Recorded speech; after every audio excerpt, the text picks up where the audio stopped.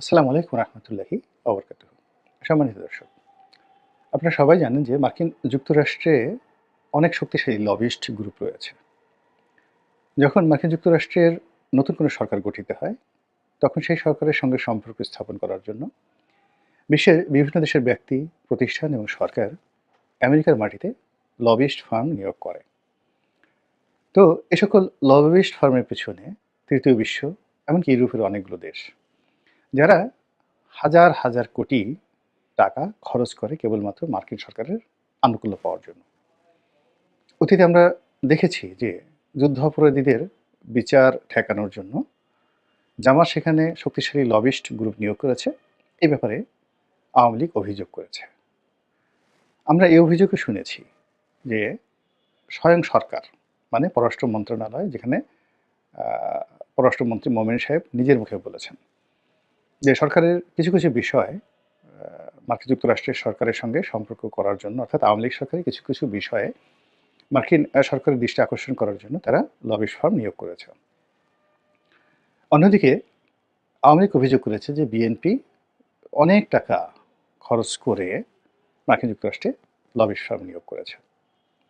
তো এই যে অতীতের যে কাহিনীগুলো, সেই কাহিনীগুলো কি এই 2025 সনে নতুন করে শুরু হচ্ছে, নাকি এখন যারা আছেন, বিএনপি বলেন, আওয়ামী লীগ বলেন, জামাত বলেন, তারা মার্কিন যুক্তরাষ্ট্রকে একেবারে থোড়াই কেয়ার করছেন এবং সেখানে কোনো লবিস্ট ফার্ম নিয়োগ করছেন না?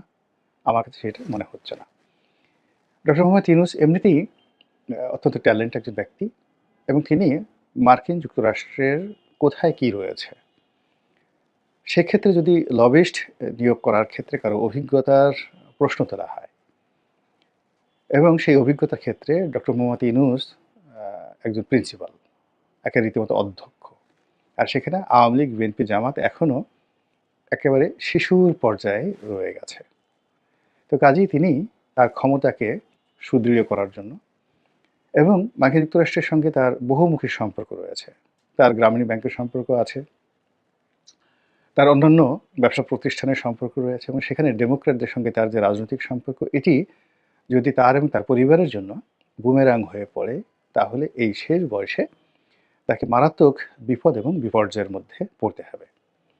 এবং এই যে মিস্টার ডোনাল্ড ট্রাম্প এখন ক্ষমতায় এলেন, এখন যদি ডক্টর মোহাম্মদ ইউনূস বাংলাদেশের, যাকে বলা হয়, এই অন্তর্বর্তীকালীন সরকারের প্রধান নাও হতেন, তবুও তিনি বিপদে পড়তেন, এবং তাকে ডোনাল্ড ট্রাম্প সরকারের আনুকূল্য লাভের জন্য অবশ্যই অবশ্যই সেখানে লবিস্ট ফার্ম নিয়োগ করতে হতো। এবং এখন তার জন্য সুবিধা হলো যে তিনি একই সঙ্গে এক ঢিলে দুই পাখি মারতে পারছেন, অর্থাৎ রাষ্ট্রকে, অর্থাৎ বাংলাদেশ নামক রাষ্ট্রকে ব্যবহার করে তিনি তার গদি ক্ষমতা সুসংহত করা এবং ডোনাল্ড ট্রাম্প সরকারের সাথে সম্পর্ক স্থাপন, এবং একই সঙ্গে ঠিক এই একই লবিস্ট ফার্ম দিয়ে তার যে ব্যক্তিগত যে বিষয়াদি রয়েছে, যদি কিছু থেকে থাকে, যেগুলো আমরা বিভিন্ন মাধ্যমে শুনেছি যে ক্লিন্টন ফাউন্ডেশনে তিনি যে বিরাট অঙ্কের অর্থ দান করেছেন, এবং ক্লিন্টন পরিবারের সঙ্গে তার যে ধরম মহরম সম্পর্ক, এগুলো নিয়ে মিস্টার ট্রাম্প ভীষণ রকম বিরক্ত, এবং বেশ কয়েকবার তিনি তার নামও উচ্চারণ করেছেন। তো কাজেই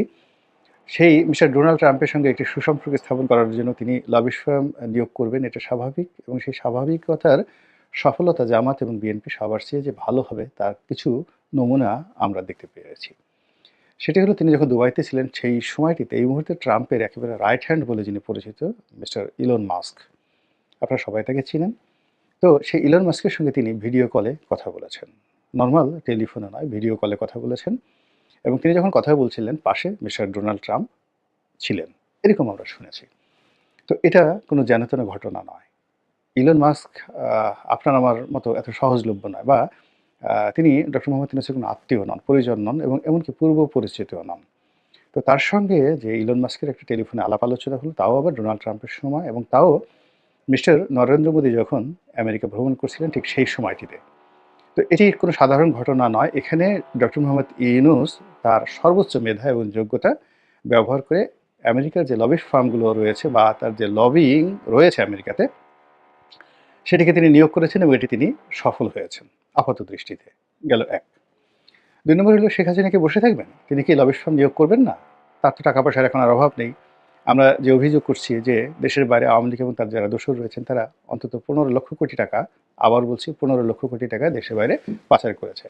15 লক্ষ কোটি টাকা বাদ দেন, যদি টাকার অঙ্কটি অর্ধেকও হয়, 1/4 হয়, এমনকি 10%ও হয়, এটি বিশাল বিশাল অঙ্কের টাকা। একই সঙ্গে তিনি যে সকল ব্যবসায়িক গ্রুপকে তার সঙ্গে জড়িয়ে ফেলেছেন, যেমন শামিদ গ্রুপকে, এস আলমকে, এরকম আরও অনেককে, বাংলাদেশে যারা ব্যাংক ব্যবস্থা পরিচালনা করেন তাদেরকে, এখন তাদের পিঠের চামড়া বাঁচানোর জন্য তারা নিজেদের পকেটের টাকা খরচ করে শেখ হাসিনার পক্ষে যে যার অবস্থান থেকে কাজ করবেন, দেয়ার ইজ নো ওয়ে।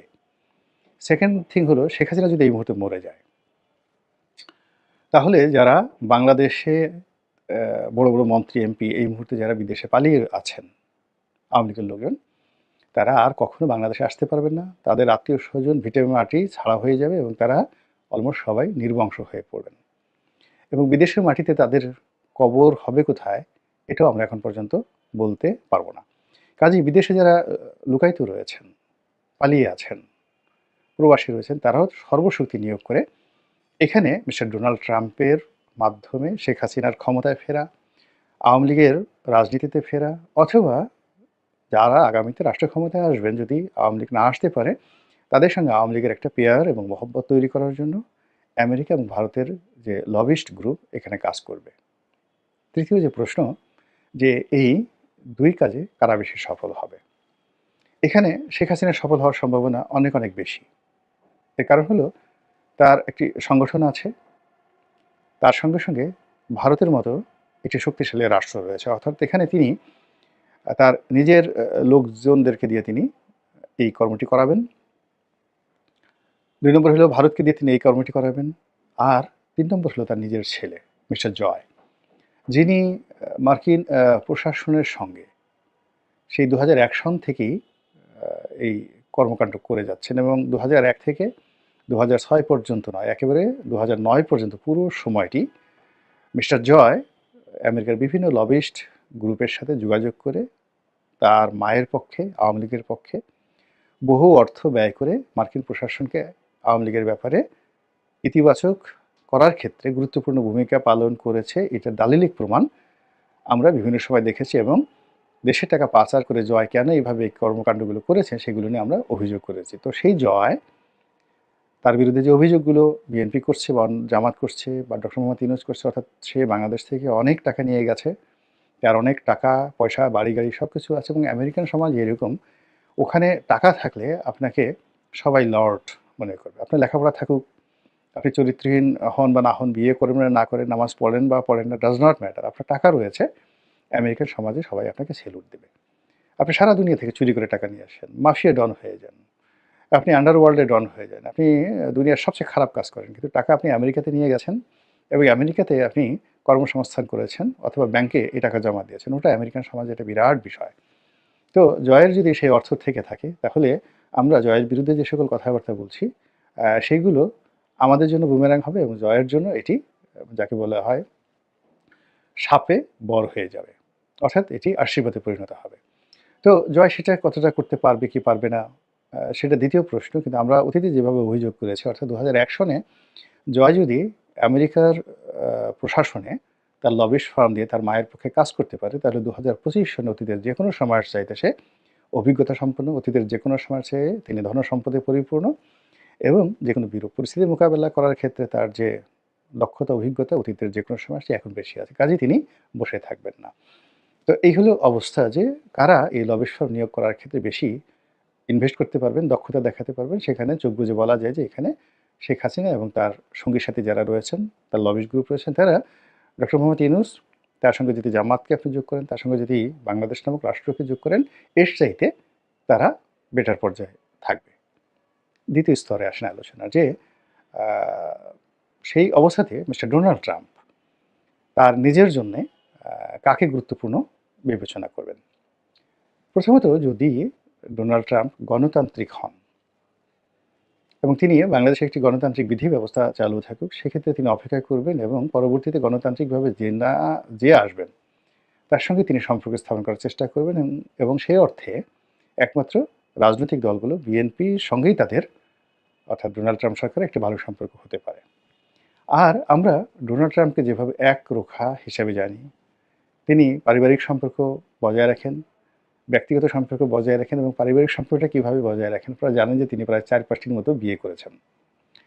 তার কোনো স্ত্রীর সঙ্গে তার সম্পর্ক নষ্ট হয়নি। তার নির্বাচনে সব স্ত্রী টাকা দিয়েছে এবং সবাই প্রচারণায় নেমেছে। তো এরকম সম্পর্ক তিনি বজায় রাখেন। ২ নম্বর হলো যে তার বন্ধু-বান্ধব থেকে শুরু করে অন্যান্য যাদের সাথে তিনি সম্পর্ক রক্ষা করেন, সমস্ত প্রথা ভেঙে তিনি ড্যাম কেয়ার। তিনি হোয়াইট হাউসের মধ্যে ঘুমানোর জন্য, থাকার জন্য ইলন মাস্ককে সুযোগ করে দিয়েছেন। ইলন মাস্ক তার ছেলে মেয়েদেরকে নিয়ে, বাচ্চাদেরকে নিয়ে সমস্ত সরকারি অনুষ্ঠানগুলোতে অংশগ্রহণ করছে। এমনকি মিস্টার ডোনাল্ড ট্রাম্পের অনুষ্ঠানেও অংশগ্রহণ করছে এবং বাচ্চারা যা হয় দৌড়াদৌড়ি করে, লাফালাফি করে এবং একটি বাচ্চার নাম এক্স। সে বেশি মাত্রায় দুষ্ট। তো এখন সেই দুষ্ট সে মোদির সাথে দুষ্টুমি করেছে, ডোনাল্ড ট্রাম্পের সাথে সকাল বিকাল দুষ্টুমি করে, কিন্তু তারপরে ডোনাল্ড ট্রাম্প সেই তার বন্ধু ইলন মাস্ককে নিয়ে এবং তার সেই সন্তানদেরকে নিয়ে তিনিও সেই রাষ্ট্রীয় অনুষ্ঠানগুলোতে, সংবাদ সম্মেলনগুলোতে তিনি মজাদার সব কাণ্ড কারখানা ঘটিয়ে যাচ্ছে। তো এরকম অদ্ভুত একটা লোক, তার সঙ্গে যদি ব্যক্তিগত সম্পর্কের দিক বিবেচনা করে, সেখানে ডক্টর মোহাম্মদ ইউনূসের সঙ্গে তার সম্পর্ক ভালো নেই, এটা আমরা সবাই জানি। এবং এই লোকটির একটা বদভ্যাস হলো যে সে যদি একবার কাউকে বন্ধু মনে করে তাকে ছাড়ে না, আর একবার যদি কাকে শত্রু মনে করে সে বারবার শুধু তাকে খোঁচা দিতে থাকে। শেখ হাসিনার মতো। শেখ হাসিনাও কিন্তু মানে কাউকে যদি বন্ধু মনে করে সে বারবার একেবারে সে নিজের হাতে তার বন্ধুত্ব শেষ না করা পর্যন্ত তার বন্ধু তাকে যত বাস দিক না কেন তিনি সেই বন্ধুত্ব ত্যাগ করেন না। এবং বাংলাদেশে দেখেছেন যে তিনি যাদেরকে বন্ধু হিসেবে নিয়েছিলেন, সালমান এফ রহমান, তারপর আনিসুল হক, অন্যান্য যারা আছে, সারা বাংলাদেশের মানুষ তাদেরকে খারাপ বলেছে, কিন্তু সে তাদেরকে একেবারে আপন মানে হৃদয়ে তিনি ধারণ করেছেন। আবার অনেক আপনজন, সেই আপনজনদেরকে তিনি নিজের শত্রু বানিয়েছেন। সারা দেশের মানুষ বলেছে যে না, এই মানুষগুলোকে শত্রু বানানো ঠিক না। যেমন সাবের হোসেন চৌধুরীর মতো মানুষ। তো সাবের হোসেন চৌধুরীর মতো মানুষকে তিনি শত্রু বানিয়েছেন, দূরে রেখেছেন, উঠতে বসতে অপমান করেছেন। তুফাইল সাহেবের মতো লোককে শত্রু বানিয়েছেন, আব্দুর রাজ্জাক সাহেবের মতো মানুষকে শত্রু বানিয়েছেন। তারপরে তুফাইল সাহেব, আমর সাহেব একসময় তার কাছে ছিল, আমর সাহেবকে তিনি দূরে রেখেছেন, অপমান করেছেন। শেখ সেলিম সাহেবদেরকে কখনোই তার অন্দরমহলে ঢুকতে দেননি, সেই 2009 থেকে একদম এই পর্যন্ত, যাকে বলা হয় শেষ দিন পর্যন্ত।